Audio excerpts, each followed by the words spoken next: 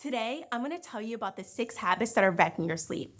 Being a public school teacher, entrepreneur, and just the grind of it all, I know what it feels like to have really bad sleep, and it's absolutely miserable. So, today, I'm going to tell you about the 6 habits that are wrecking your sleep and what you can do about it so that you can finally get high quality sleep, wake up feeling well rested, and change your conscious experience during your waking hours. Number one is eating food too late. Let's say that your bedtime is at 10 p.m. and at 9 p.m., in the middle of your favorite TV episode, you decide that eating a pizza is a good idea. And then one pizza turned into the full pizza, and instantly several bad things start happening. Now your body is going through all of this metabolic activity to address this food it has to digest. And then your blood glucose starts to fluctuate, and your melatonin production is being disrupted. Your body is trying to say it's ready for bed, but now it's thrown off, so it disrupts the entire process your body is expecting as you get ready to go to sleep. Don't do that. Eat at least 3 hours before your scheduled bedtime to give your body time to complete digestion before going to bed. And if you really feel hungry an hour or two before bed, eat a little bit of fruit instead. A little fruit at night is very light on the digestive tract, and it's not heavy where it will impede your sleep. By the way, did you know that getting 7 to 9 hours of sleep a night is proven to help with weight loss, regulates hunger hormones, keeps physical stress levels in check, fosters better decision making and more emotional stability, along with reducing the risk of chronic illnesses? If you are serious about wanting to improve your total sleep time by up to an hour or more and boost your deep sleep quality even faster so that you can boost your productivity and experience all the benefits I previously mentioned, I've put a free guide together to help you exactly with that. You can grab it in the description below. Now, moving on to the second habit that's wrecking your sleep, that is not having a wind down routine. I get it.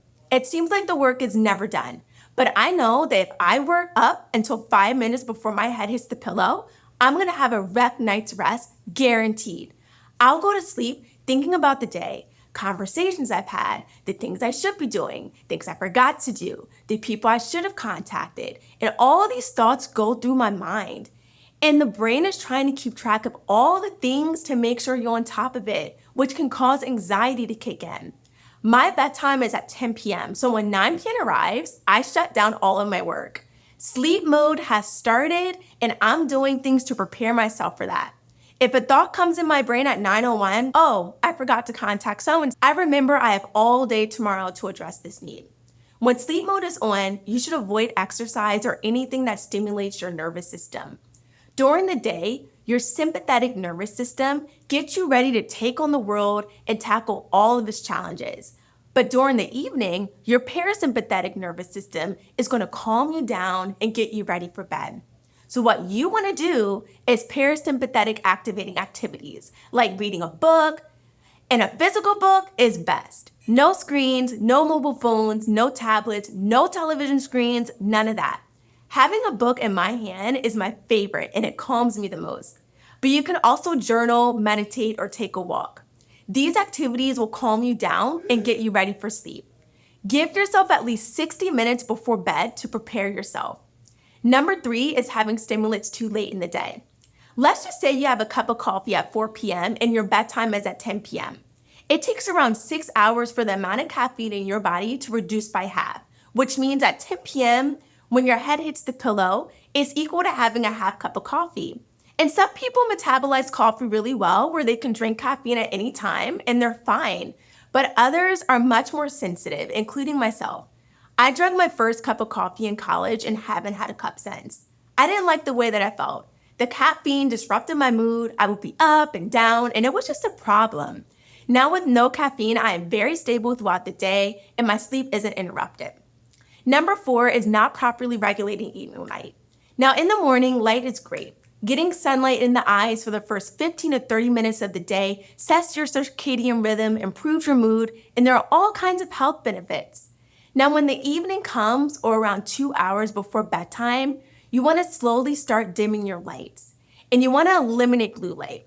I normally use blue light blocking glasses, and the best thing to do to regulate evening light is to eliminate screens entirely. So you can say 1 hour before bed, no screens, only books or a light walk.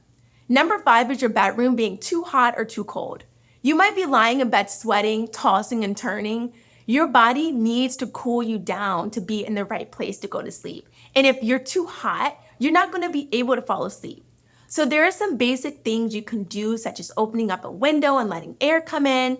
And if you have blinds where you sleep, you can block the light during the day by closing them so your room doesn't get as hot. Number 6 is regulating noise. We all know how annoying it can be when our neighbors are arguing, the dogs are barking, the cars are honking. It's painful. You want it to stop, but yet you have no control over it. But if there's a lot of noise in your environment, you can use a noise machine such as brown, white, or pink. Good evidence shows that it's helpful to lessen the number of disruptions. You're trying to lessen the number of times where noise wakes you up and disrupts your sleep. Sometimes you're aware of it and other times you're not. Just be mindful of the environment in its entirety. Now, I want to give you a bonus tip. Do not bring your phone to bed with you. Don't even bring it in the room with you. There have been so many times where I would bring my phone in my room at bedtime and I'm falling asleep only to be interrupted by a notification. I tried putting my phone on Do Not Disturb, but the temptation to grab my phone was still there. So I brought an alarm clock to put next to my bed instead of my phone, and I put my phone in a drawer in another room in the house when it's time for me to go to sleep. If you want to improve your total sleep time by up to an hour or more and boost your deep sleep quality even faster to boost productivity during the day and experience rapid weight loss, regulated hunger hormones, and emotional stability as a result of getting a restful night's sleep, click the link below to access my free guide